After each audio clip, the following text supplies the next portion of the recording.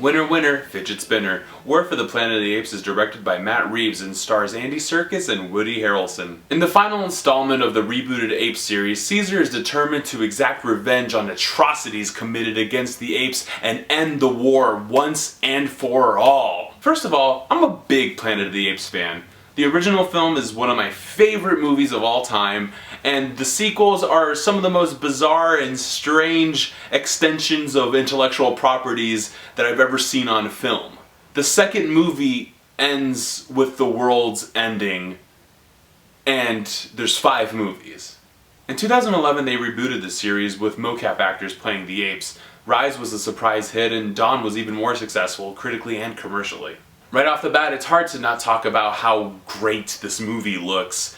The melding of artistry and technology that goes into making these apes look so realistic is a miracle. Each movie has a really cool opening scene that lets you get the oohing and the awing out of the way so the rest of the movie can just be you enjoying the apes doing their thing instead of just being like, oh, there's actors behind this. But specifically in War, I feel like Caesar looks a lot like Andy Serkis this time, and I think that's a positive because I feel like that's Andy Serkis' performance shining through all the cracks of mocap CGI and just giving one of the most interesting performances in a movie series. And that goes for a lot of the apes, like Maurice, who's played by Karen Koneval, and Steve Zahn, who plays Bad Ape.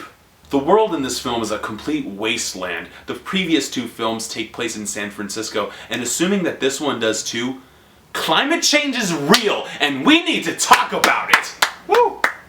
Climate change! The temperature in the scene is palpable. It's freezing and blistering colds that you don't need to put your actual actors through to make the audience feel. I'm just talking all this shit today. The winter wasteland setting is a big difference between War and Dawn, and unfortunately, that's as much as I can say about their differences. Of course, the movie moves forward in plot and story, and it has to reference the events of Dawn, but I feel like it matches the tone and mood too much that it just feels like I'm watching Dawn a second time. It's dark and it's gritty and it has the apes shooting guns while riding horses, but it's missing its essential foil that was Koba. War, at its best, is focused on Caesar's internal existential crisis with the aftermath of Dawn, and at its worst, when it's just being a pretty good movie. And it's not really a bad movie, but when you essentially made me feel everything that I felt in the last one, but the movie is longer, I can't really work with that. And there's a strange amount of fan service that's there to appease, I guess, hardcore Apes fans.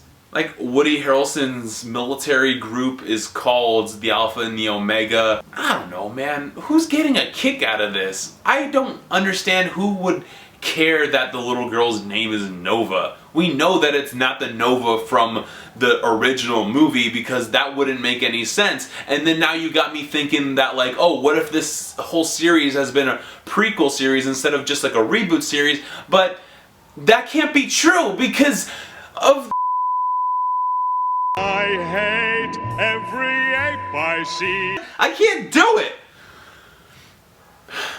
Every Planet of the Apes movie has a certain social awareness behind it, and I'm always excited to see it. In Dawn, there was a Shakespearean angle that had a gun control commentary that I thought was probably the most intriguing of this series. And with the way the political climate is, with our president in tweet, hail to the tweet, make America tweet again, at real president, Donald J. Tweet? Kofifi? So I was excited to see what would happen in this one, and like Caesar's like Moses and they're slaves and they're building a wall, and he's all like, let my people go, and it would be compelling if it wasn't immediately following something that was really well executed. Oh god, I'm disappointed. I kind of understand the criticisms against Force Awakens now, but at least those 2 movies were like 40 years apart and not 3. It's entertaining enough as a finale, and if you liked the previous 2 movies, definitely watch it. But it's not going to win over any people to the ape side. 2.5 stars. But real quick though, shout out to Andy Serkis for always bringing that motion capture fire. Shout out to Planet of the Apes from 1968, one of my faves. And shout out to Lucas for the artwork. It's great and I love it. Tell me what you want to see. I don't know. I'm trying to do everything. Let me know if there's like a specific movie you'd like for me to review, even if it's like from the past. I have 0 fans. So if you tell me you want me to do a review of something, I probably will. Doesn't motion capture sound like a way of like censoring motherfucker on TV? I have had it with these motion capture snakes on this motion capture plane. Everybody strap in.